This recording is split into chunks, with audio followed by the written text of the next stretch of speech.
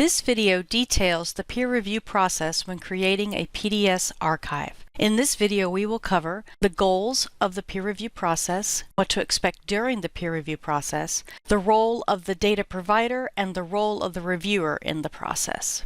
Peer review is one of the last steps before your data is submitted into the PDS archive. The goal of peer review is to have data that is readable and usable for future researchers without having to contact the data provider. It is critical that this vital step is properly allotted with both time and funding. Contact your node representative to discuss your needs. Archiving in the PDS is publishing your data for posterity, and as such, you should provide as much information as you can to ensure future understanding. Before the process starts, ensure that the data is complete with no missing files suitable for archiving. If archiving a large dataset, a representative sample may be appropriate. You have complete documentation descriptive enough to be intelligible in the distant future, and all files follow PDS archiving standards. The proposed data may be validated and checked by the curating node before the official review starts to ensure that there are no obvious errors. Also, early in the process, all people involved should have received access to the datasets and labels, as well as any documentation and context object files included in the potential archive.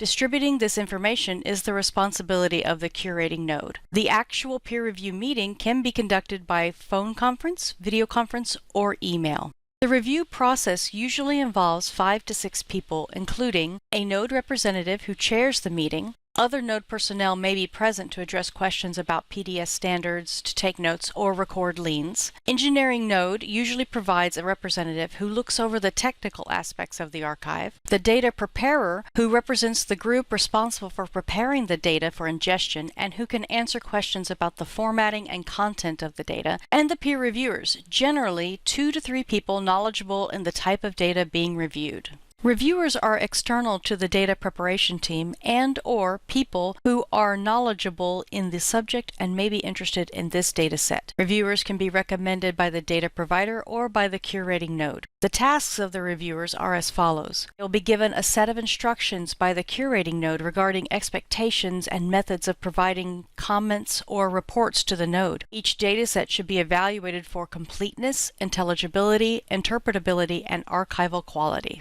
They are asked to attempt some science using the data and are looking to ensure the archive is clear and understandable. They should review the documentation, looking for things like correct DOI listed in the labels, detailed instrument descriptions, calibration instructions, observers' logs, and anything that serves to describe or explain the data and is not an observational record. The time frame of the process varies by node and by frequency of data delivery. For large, ongoing missions, there can be smaller deliveries over time, and for smaller investigations, all the data can be reviewed at one time. Reviewers are given about a month to look over the data, though the actual process usually does not take more than a day or two.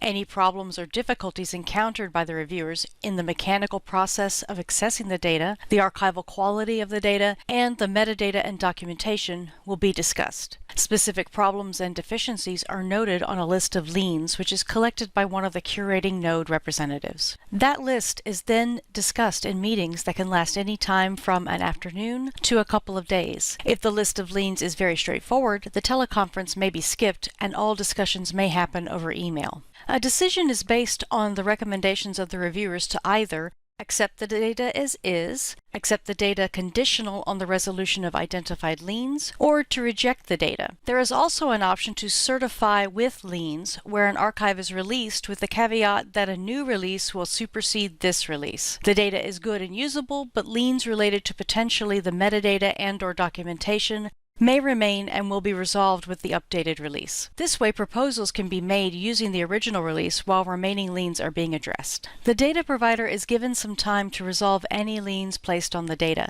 If the data is rejected, the provider will be given a list of liens that must be addressed, and once those liens are addressed, another peer review will be conducted. The results of the review, together with any liens placed on the files during the process, are compiled and distributed to interested parties. At the curating node's discretion, data may be released before all liens are resolved, as in the case of certified with liens, but liens must be resolved before the data is archived. Common liens include incomplete or unclear documentation, label issues including metadata missing or validation errors, and/or problems found in the data such as missing data files and/or some reduction process producing artifacts. This video about the peer review process when creating a PDS archive covered the goals of the peer review process, what to expect during the peer review process, the role of the data provider, and the role of the reviewer in the process.